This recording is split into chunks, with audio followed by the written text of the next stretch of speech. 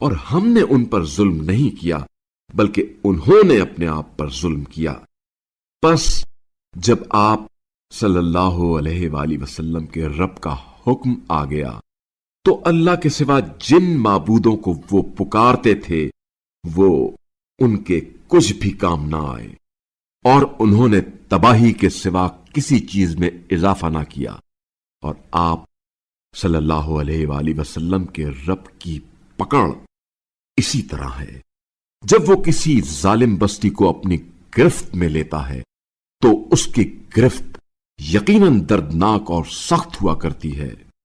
عذاب آخرت سے ڈرنے والے کے لیے یقیناً اس میں نشانی ہے۔ وہ ایسا دن ہوگا جس میں سب لوگ جمع کیے جائیں گے، اور وہ ایسا دن ہوگا جس میں سب حاضر کیے جائیں گے، اور ہم اس دن کے لانے میں فقط ایک مقررہ وقت کی وجہ سے تاخیر کرتے ہیں۔ جب وہ دن آئے گا تو اللہ کی اجازت کے بغیر کوئی بات نہ کر سکے گا، پھر ان میں سے کچھ لوگ بدبخت اور کچھ نیک بخت ہوں گے۔ پس جو بدبخت ہوں گے وہ جہنم میں جائیں گے جس میں انہیں چلانا اور دھاڑنا ہوگا۔ وہ ہمیشہ اسی میں رہیں گے جب تک آسمانوں اور زمین کا وجود ہے، مگر یہ کہ آپ کا رب نجات دینا چاہے۔ بے شک آپ صلی اللہ علیہ وآلہ وسلم کا رب جو ارادہ کرتا ہے اسے خوب بجا لاتا ہے، اور جو نیک بخت ہوں گے وہ جنت میں ہوں گے جس میں وہ ہمیشہ رہیں گے جب تک آسمان اور زمین کا وجود ہے، مگر جو آپ کا رب چاہے۔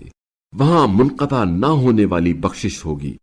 اے نبی صلی اللہ علیہ وآلہ وسلم، جس کی یہ لوگ پوجا کر رہے ہیں اس سے آپ کو شبہ نہ ہو، یہ لوگ اسی طرح پوجا کر رہے ہیں جس طرح پہلے ان کے باپ دادا پوجا کرتے تھے، اور ہم انہیں ان کا حصہ عذاب بغیر کسی نقص و کسر کے پورا کرنے والے ہیں۔ بتحقیق ہم نے موسیٰ کو کتاب دی، پھر اس کے بارے میں اختلاف کیا گیا، اور اگر آپ کے رب کی طرف سے فیصلہ کن کلمہ نہ کہا گیا ہوتا تو ان کا بھی فیصلہ ہو چکا ہوتا، اور وہ اس بارے میں تردد میں ڈالنے والے شک میں پڑے ہوئے ہیں۔